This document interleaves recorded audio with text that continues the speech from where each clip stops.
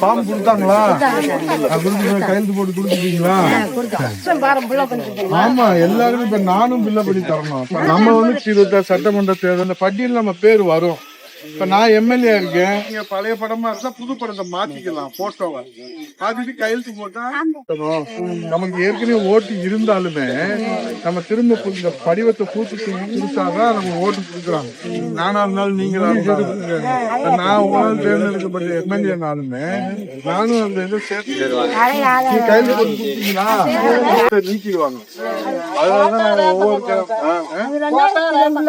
எதுவுமே வேணாம். அதான் என்ன சொல்றேன்னா, இப்ப 2002 ஓட்டு எனக்கு இல்ல அப்படின்ட்டு எனக்கு இல்ல வேற ஒண்ணு தொடர்ந்து நம்ம இங்கதானே போடுறோம்.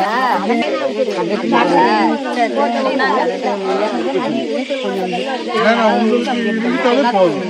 இந்த விவரத்தை எடுத்து எழுதிக்கிடுவாங்க. இப்ப உங்க பேர் போட்டு அம்மான்னு எழுதிக்கிடுவாங்க, இப்போ மருமகன்னா மாமியார்னு எழுதிக்கிடுவாங்க. நான் போன வட்டம் தானே ஓட்டு போட்டேன், இந்த வட்டம் எனக்கு அவருக்கு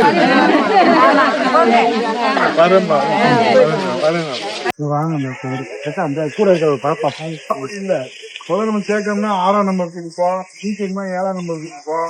இடம் கொடுத்தாதான் இருக்கும். நானா இருந்தாலும் நீங்களா இருந்தாலும் எனக்கும் நான் திரும்ப சேர்த்து கொடுத்தாதான் ஓட்டு. எல்லாத்தையும் சொல்லணும். அந்த வெளியூர்ல இருக்கிறவங்களுக்கு அங்க சேர்த்துக்கிடுவாங்க, இங்க இருக்கிறவங்களுக்கு மட்டும் அவங்க கொடுப்பாங்க. உங்களுக்கு படிவா ஓட்டு சேர்த்துட்டீங்களா? சேர்த்துருங்க.